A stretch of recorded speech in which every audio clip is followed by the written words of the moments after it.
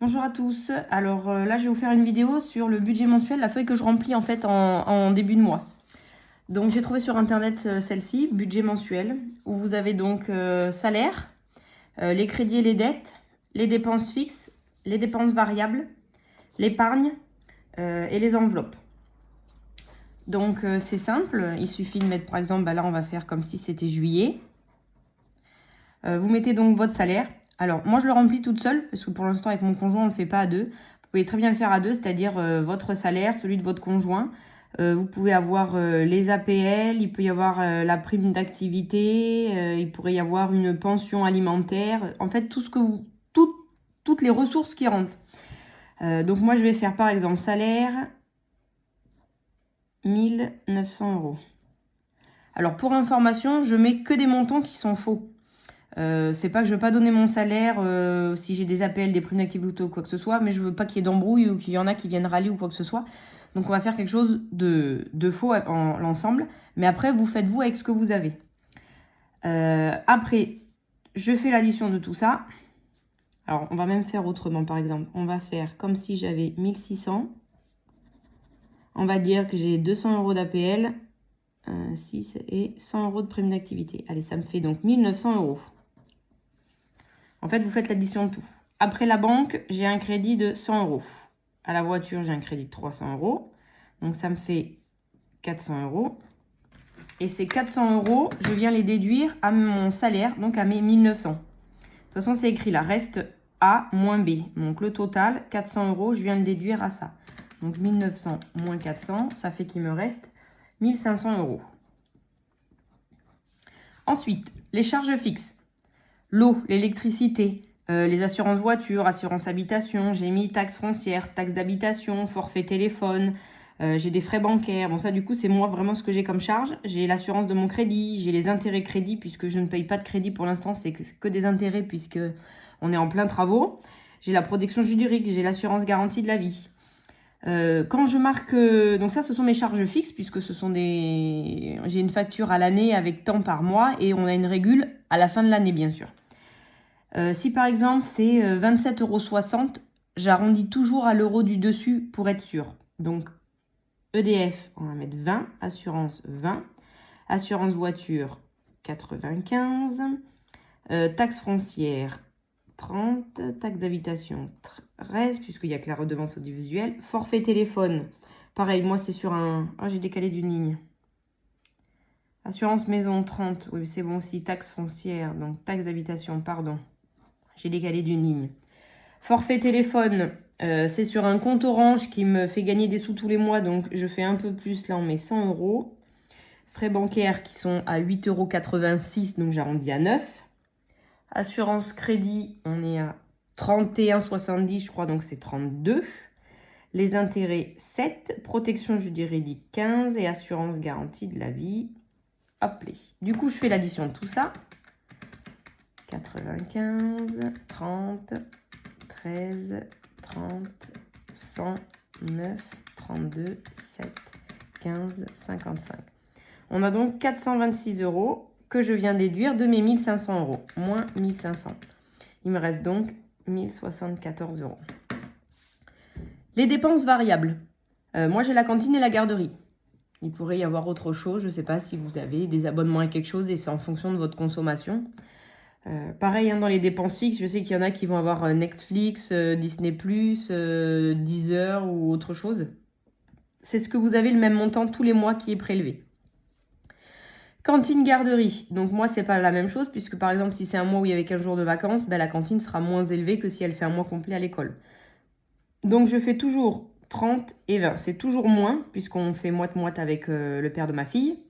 Mais au moins, je suis sûre d'avoir ça. Donc si je fais 50, donc j'enlève 1074, j'enlève mes 50 euros. Il me reste donc 1024 euros. Ensuite, si vous avez de l'épargne, de l'argent qui est placé tous les mois, pour X ou Y raison, moi j'ai un placement depuis quelques années avec Generali pour la retraite. Donc j'ai 105 euros. Je mets 35 euros sur le compte de Méline. Après, je mettais sur le livret A, on va dire que j'en mets 30. Et j'ai un compte à Boursorama Banque et Hello Bank D'ailleurs, si vous voulez ouvrir des comptes et être parrainé, n'hésitez pas. Et là, je vais mettre 100 €. Donc, ça fait 100, 200, 270 € que je viens retirer à mes 1024. Il me reste donc 754 €. À partir de cette somme, c'est là où je sais ce qui me reste sur mon compte, que je vais pouvoir faire mes enveloppes. Et du coup, là, par exemple, je vais me dire, allez, je retire 700 €, il va me rester 54 €. Ou alors, je retire que 600 €, il va me rester 154 € sur mon compte, au cas où, je ne sais pas. Donc là, on va dire que je vais laisser 54, je vais retirer 700. Avec ces 700 €, c'est à vous de voir votre budget, ce que vous pouvez faire ou pas. Le plus important, c'est les courses, c'est 300 €. L'essence, j'ai 150. Donc, par exemple, si je fais 700 moins 300 moins 150, il va me rester 250 à partager. Santé, loisirs, restaurant, divers anniversaires. Si vous n'avez pas d'anniversaire ce mois-ci, vous n'êtes pas obligé d'en mettre. Il y en a qui vont, vous pouvez très bien faire une enveloppe, par exemple, si vous avez des enfants. De l'argent de poche, ça peut être 5 € par enfant, 10 € par enfant. Voilà, c'est vraiment en fonction de vos habitudes du mois. Donc moi, santé, je vais mettre 30. Loisirs, je vais mettre restaurant, allez, 50. Donc par exemple, si je fais moins 50, j'ai fait moins 30, il me reste 170. Si je mets par exemple 100 dans le loisir, il va me rester 70. Et ben je pourrais faire par exemple 35 et 35. Ou je pourrais faire 40 et 30. À moi de voir. Donc là, du coup, si on fait bien 300 plus 150 plus 30 plus 100, 50 plus donc 70, ça fait 700. Donc mes 700 moins 754, il restera donc sur mon compte 54 €. Voilà le principe en fait. Je pars sur la base de tout l'argent qui rentre. Je déduis tout. Mes crédits, mes dettes, si j'en ai ou pas. Ensuite, les dépenses fixes qui sont prélevées tous les mois, je les note. Je déduis toujours de mon montant de base. Les dépenses variables. Si vous avez autre chose, il faut tout noter les prélèvements. Pour le faire, vous pouvez prendre vos 3 derniers relevés de compte et vous faites sur une feuille, vous notez tous les prélèvements. Si ce sont les mêmes tous les mois, ils vont là. Si le montant varie, ils vont là. Je déduis. Les épargnes, si vous mettez de l'argent de côté, si vous avez une assurance vie, une assurance retraite, le livret A de vos enfants, de l'argent de côté pour les études de vos enfants, voilà, etc., etc. Toujours le même principe, on déduit et en fonction de ce qui reste, il y en a qui font 0, il y en a qui font 100, il y en a qui veulent laisser 150, 200, c'est à vous de voir. Pareil, si toutefois vous avez un découvert et que vous voulez le remonter, voilà, il est peut-être de 200-300 €. On ne peut pas le remonter en un mois, il faut le faire en plusieurs étapes. Donc là, dans les dettes, vous pouvez faire par exemple, allez, vous avez un découvert de 300 €, que vous n'arrivez pas à remonter, qu'il a à peu près le même montant tous les mois, ben vous dites ce mois-ci, allez, je me mets découvert 50 €. C'est-à-dire que vous laissez 50 € sur votre compte pour qu'à la fin du mois, vous finissiez avec du coup 50 € de moins, donc votre découvert passera à 250. Et vous faites pareil le mois prochain. Le but, c'est pas d'épargner peut-être tout de suite, mais c'est au moins d'enlever votre découvert. Vous allez épargner avec ce qui restera dans vos enveloppes que vous n'avez pas dépensées. Les charges fixes, hop, on déduit tout. Les charges variables, on a dit. L'épargne, c'est pareil. Si vous n'en avez pas, c'est pas la peine d'en faire pour l'instant. On le fera après. Et après, vos enveloppes. Pareil, à la fin du mois, quand il vous reste des sous dans votre enveloppe, le but, c'est pas de le dépenser si vous n'en avez vraiment pas besoin. Voilà, ça va vous permettre de le placer. Moi, je sais que là, il me restait 30 €. On n'avait pas spécialement besoin d'aller faire les courses. Il y avait des choses dans le congèle, dans le placard, donc on a mangé ce qu'il y avait déjà à la maison. Et c'est quelque chose de bête, mais au final, le fait de savoir que j'avais 2 billets de 5 dans ma petite enveloppe, eh ben, j'avais pas envie de les dépenser. J'avais envie de les garder pour mon défi 5 €. Donc, même si on avait besoin d'acheter quelque chose, je me suis dit, c'est bon, il me reste encore 22 €. J'avais largement assez pour faire les courses. En fait, le fait d'avoir l'argent sous les yeux, je pense que ça travaille un peu avec le cerveau, c'est-à-dire le fait de le voir. Vous savez du coup vraiment combien il reste.